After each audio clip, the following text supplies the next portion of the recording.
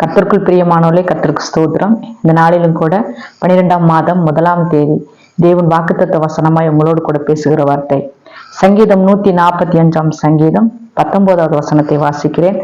அவர் தமக்கு பயந்தவர்களுடைய விருப்பத்தின்படி செய்து அவர்கள் கூப்பிடுதலை கேட்டு அவர்களை ரட்சிக்கிறார். இன்றைக்கு ஆண்டவர் உங்களோடு கூட பேசுகிற வார்த்தை இதோ இந்த 1ஆம் தேதியில தேவன் முதலாவது வாரத்துல இந்த 1ஆம் தேதியில ஆண்டவர் உங்களுக்கு வாக்குத்தத்தம் வசனமாய் கொடுக்கிறார். அவர் என்ன சொல்லுகிறாரா? அவர் தமக்கு பயந்தவர்களுடைய விருப்பத்தின்படி, நீங்க என்ன இன்றைக்கு நினைத்திருக்கிறீர்களோ அந்த விருப்பத்தின்படி செய்கிற தெய்வமா இருக்கிறாராம். நீங்க என்ன நினைச்சு கொண்டு இருக்கீங்களோ அந்த விருப்பத்தை கர்த்தர் இந்த மாதத்துல உங்களுக்கு நிறைவேற்ற போகிறார். அது மாத்திரம் இல்ல, அவர்கள் கூப்பிடுதலை கேட்டு, நீங்க எப்பொழுது ஆண்டவர் சமூகத்துல நோக்கி நீங்க கூப்பிடுறீங்களோ ஆண்டவர் சொல்றாரு, அவங்க கூப்பிடுதலை நான் கேட்பேன். ஏன்னா ஆண்டவர் சொல்லுகிறார், தமக்கு பயப்படுகிற பிள்ளைகள் மேல் கர்த்தர் இரக்கத்தை வைத்திருக்கிறார், முடிவில்லாத இரக்கத்தை வைத்திருக்கிறார். அவர் ஐஸ்வர்யத்தை தருகிற தெய்வமா இருக்கிறார். அவர் ஆசீர்வாதத்தினால் நிரப்புகிற தெய்வனா இருக்கிறார். அதனால அவர்களை ரட்சிக்கிறாராம், அவரை ஆசீர்வதிக்கிறார்களாம். தேவனாகிய கர்த்தர் இன்று உங்களோடு கூட பேசுகிற வார்த்தை, நீங்க என்ன நினைத்து கொண்டிருக்கீங்களோ, என்ன விரும்பி இருக்கீங்களோ அதை கர்த்தர் நிறைவேற்றுகிறாராம். உங்க விருப்பத்தின்படி 38 வருஷமாய் நடக்க முடியாதவனை கர்த்தர் பார்த்து சொன்னாரு, நீ விரும்புகிறாயா? நான் நீ எழுந்து நடக்கணும்னு சொல்லி நீ விரும்புகிறாயா?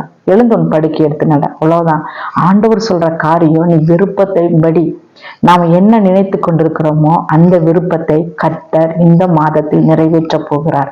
நீங்க என்ன நினைச்சிட்டு இருந்தாலும் சரி, எந்த காரியத்தில் ஆண்டவர் சமூகத்துல விண்ணப்பம் செய்து கொண்டு இருந்தாலும் சரி, கர்த்தர் சொல்லுகிறார், நான் அதை கேட்டு விட்டேன், நான் பதில் கொடுக்க போகிறேன், நான் உனக்கு எல்லாவற்றிலும் துணை நிற்க போகிறேன் என்று தேவனாகிய கர்த்தர் சொல்லுகிறார். அதனாலதான் 18வது வசனம், தம்மை நோக்கி கூப்பிடுகிற யாவருக்கும், உண்மையாய் தம்மை நோக்கி கூப்பிடுகிற யாவருக்கும் கர்த்தர் சமீபமா இருக்கிறார். உண்மையா யாரு கூப்பிடுகிறார்களோ அவர்களுக்கு கர்த்தர் சமீபம் வெளிப்படுகிறார். அதனால நீதிமொழி 14ஆம் அதிகாரத்துல பாத்தீங்கன்னா 27, 26, 27வது வசனம், கர்த்தருக்கு பயப்படுகிறவனுக்கு திட நம்பிக்கை உண்டு, அவன் பிள்ளைகளுக்கு அடைக்கலம் கிடைக்கும். கர்த்தருக்கு பயப்படுதல் ஜீவ ஊற்று, அதனால் மரண கண்ணிகளுக்கு தப்பலாம். ஆண்டவர் சொல்றாரு, கர்த்தருக்கு பயப்பட்டா ஆண்டவர் சொல்றாரு திட நம்பிக்கை இருக்குங்களா, ஜீவ ஊற்று இருக்குங்களா. அதனால இன்றைக்கு ஆண்டவர் சொல்லுகிறார், உங்க விருப்பத்தின்படி கர்த்தர் உங்க வாழ்க்கையில ஒரு பெரிய ஆசீர்வாதத்தை தரப்போறார்.